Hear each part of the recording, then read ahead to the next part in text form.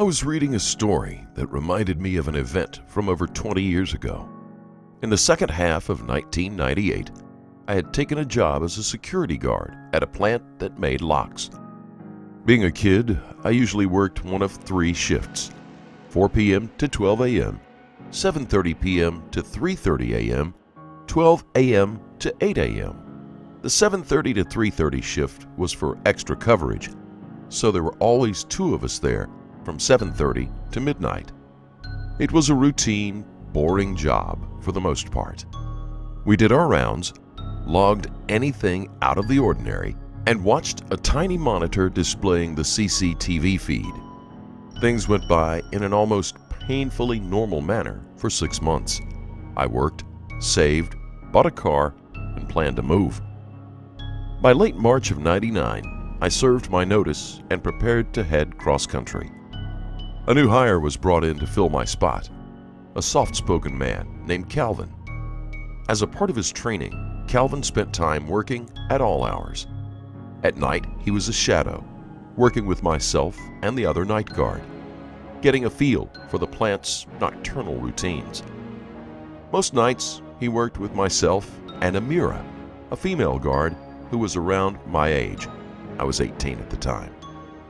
Calvin, who was about a decade older, was quiet and polite, though something seemed to be missing. There's a spark that genuinely nice people seem to have, and he didn't possess it.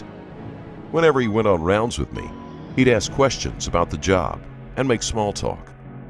I noticed that he was a little odd, laughing at odd times and changing his tone mid-sentence. At the time, I chalked it up to him being awkward. That wouldn't last. One night, near the end of his first week, he went on rounds with Amira. When they returned to the office, I knew something was wrong. Normally talkative, she would barely say a word. Not sure what had occurred, I waited until Calvin had gone to the restroom to ask. During their trip, everything had been normal until they reached the brass mill, a portion of the plant that shut down at 6 p.m. There were usually no employees there after that time and no lights. They were making their way to a checkpoint on a landing atop a flight of stairs when the mood shifted. She told me that she turned around, only to find that he was right on her. Startled, she backed against the grating at the end of the landing, and he leaned in towards her, his face nearly touching hers. He flirted in a low voice, and when she mentioned his wedding band, he said it would be over soon. From then on, I did the rounds, taking Calvin with me each time. The night ended without further incident, and I left a note for our supervisor detailing what had occurred. The next night came and went with no Calvin. I did the rounds while Amira stayed in the locked office. Same thing the night after. Then, on my second to last shift, I come to find her freaking out.